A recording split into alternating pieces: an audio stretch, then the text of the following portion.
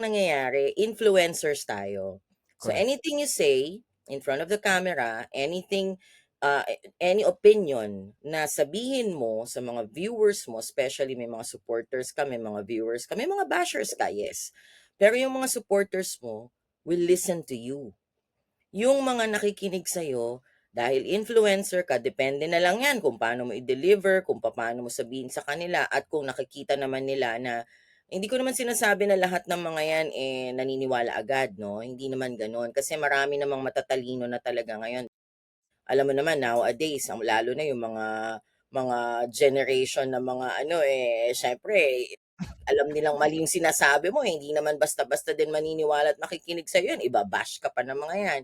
So, Mhm. we have to be careful with what we say in front of the camera. We have to make sure na yung sinasabi natin, meron tayong basihan. At make sure na yung sinasabi natin in front of the camera ay kaya nating panindigan. Correct. Kasi influencers tayo.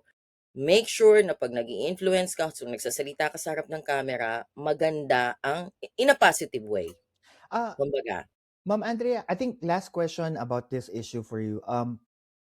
Who will say if something or if a message is not good or not applicable for you to deliver it? Kasi parang there's a lot of discussion right now about freedom of expression Mhm. versus bouncing out of the law para kasuhan ka.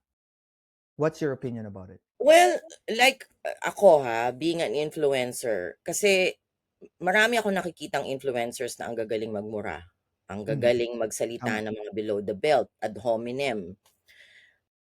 Kung ikaw responsible kang influencer, dapat maingat ka. Ingatan mo din yung sinasabi mo. Huwag tayong magpadala, ako guilty ako diyan, nagpapadala ako minsan sa emotions ko most of the time actually. Pero hindi naman ako nagmumura ng mura talaga na kagaya ng ginagawa ng iba na below the belt, Mhm, tapos naninira na. So, ako kasi, I wanna make sure na yung sinasabi ko, kaya kong panindigan. Hindi ako magsasalita ng isang bagay na hindi ko kayang panindigan. Kaya nga most of the time, real talk yun sa akin eh.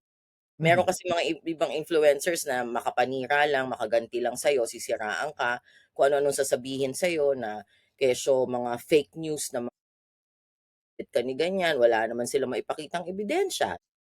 mhm. Or scammer ka, wala naman silang ebidensya.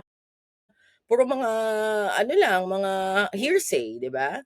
So, Correct. you have to be a good influencer and you have to make sure na yung sasabihin mo ay maingat ka. Once na na-deliver mo na 'yan, mahirap nang bawiin. Hindi mo na 'yan basta-basta mababawi. 'Pag nasabi mo na 'yan at marami nang nakapanood sa'yo, kaya nga ang daming nadi-demand. Uulitin ko na naman.